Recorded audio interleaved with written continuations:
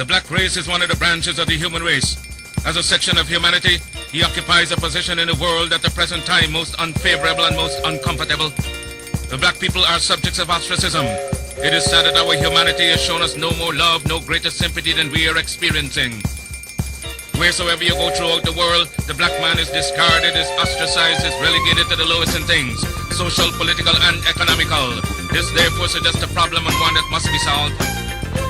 We in this section of the world are not entirely free from this unkind, unsympathetic, and uncharitable behavior of the groups or races around us. But since man has been placed on his own responsibility, whether he be black, white, or yellow, he must act on his own account. We will not unduly whine or complain, but reason among ourselves and see what can be done to remedy this state of affairs. Life is a conflict. You have to fight your way through it whether you will it or not. Those of us who are able to fight most stubbornly live, accomplish most, and to them go the laurels, the palms, and triumph of our civilization and world. We unfortunately have not been trained nor educated in the truths of life, paradoxically so. He has shown us no more love, no greater sympathy than we are experiencing. Wheresoever you go throughout the world, the black man is discarded, is ostracized, is relegated to the lowest in things, social, political, and economical. This therefore suggests a problem and one that must be solved. We in this section of the world are not entirely free from this unkind, unsympathetic, and uncharitable behavior of the groups or races around us. But since man has been placed on his own responsibility, whether he be black, white, or yellow, he must act on his own account. We will not unduly whine or complain, but reason among ourselves and see what can be done to remedy this state of affairs.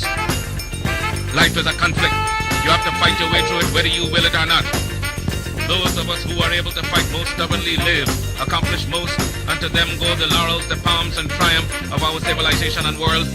We unfortunately have not been trained nor educated in the truths of life, paradoxically so.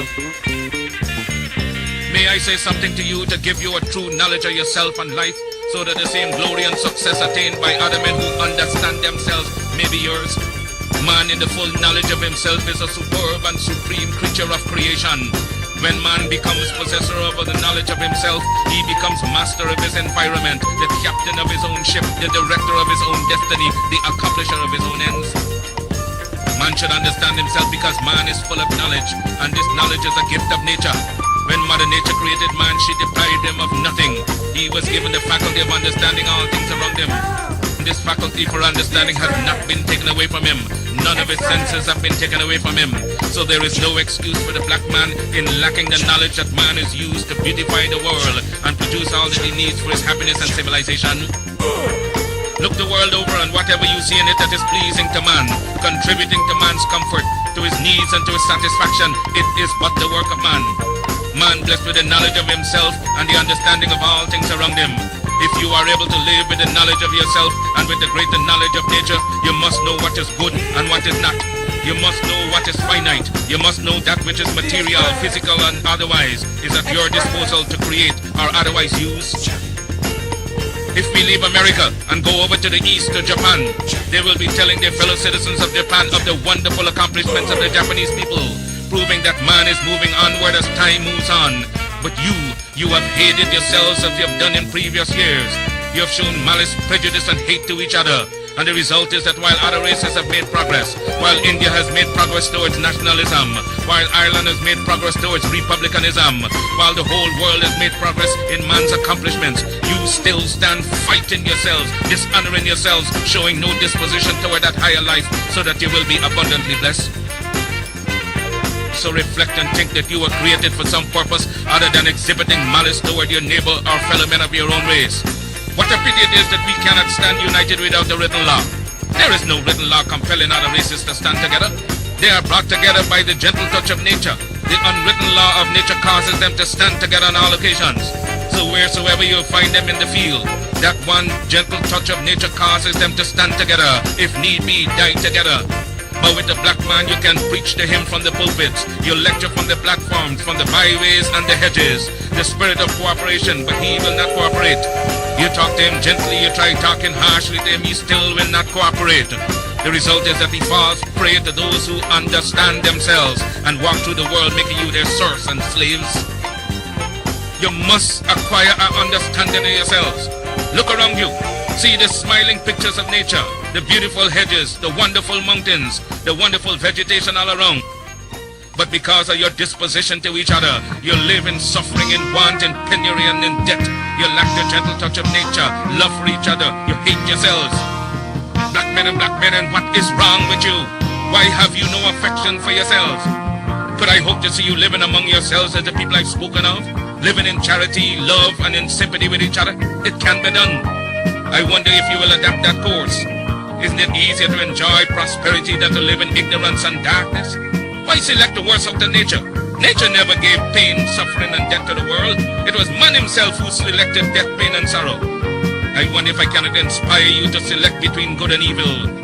Let me impress upon you once again that whatsoever your hardships may be, whatsoever your difficulties in life, they are your own selection. And so if you encourage them, if you husband them and take them to your bosom, they will abide with you. Nature will not take them away from you as Mother Nature did not give them to you. She is not responsible for your sorrows. Mother Nature represents all that is beautiful. She gave you the highest personality in the realm divine. Your sorrows are your own. If you want joy, if you want sunshine, it is before you abundantly in nature. I made a selection of sunshine, the beautiful sunshine.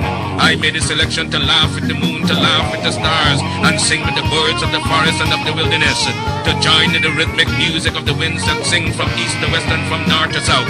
Had I selected sorrow, I would have been dead a long time ago, and been without that which would send me into the presence of the divine, because I would have lived not with the knowledge that is divine. We must acquire the higher knowledge of life. Black men and black women, will you get the knowledge that the white man has that causes him to be leaders and masters in the world? They are not gods with a peculiar source for understanding the world around them. They have only given expression to the knowledge of their humanity and been able to use and conquer all to their satisfaction and glory. And that is why they are always greater than you in every community that you find them. Isn't it strange that wheresoever the white man is found, he takes precedence over you? Why is that so? Answer that for yourselves, black men and black women. Wheresoever you come in contact with the white man, you always have to go down in defeat before him. Whether it be in England, in France, or in America, you always have to go down to the white man, and yet he has 2 eyes, 2 feet, 2 hands, same passions, same senses and feelings as you have. Your feet are not put on opposite sides, now your hands turned around the other way. But it's because you fail to use your will, your knowledge, and your mental faculty to the point where you will enjoy life around you. I'm only here and not in the gutters and in the pond of despair because I use my intelligence. And I swear that no man alive shall ever use his intelligence in understanding the works of nature more than I. I shall rise as high as he ascends. I shall meet him on the same platform of mental equality and fight him till thy kingdom come, because nature created us equal. I want you to make up your minds as I made up my mind years ago. Make up your mind that you will rise to the knowledge of your soul.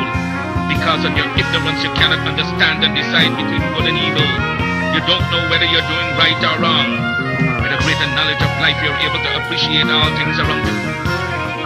I'm able to gather you here because I understand you. Understand your neighbor, your wife, your children, and you will be able to live in harmony with each other and get the best of the life. The early Africans were able to be the fathers of our civilization because they persevered in their object.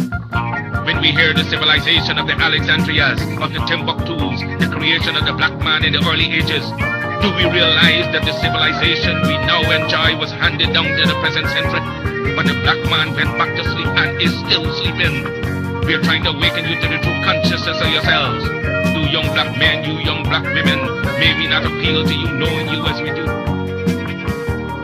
To turn over a new leaf, rejecting the ignorance, the foolishness, the childishness that has been your part for these many years.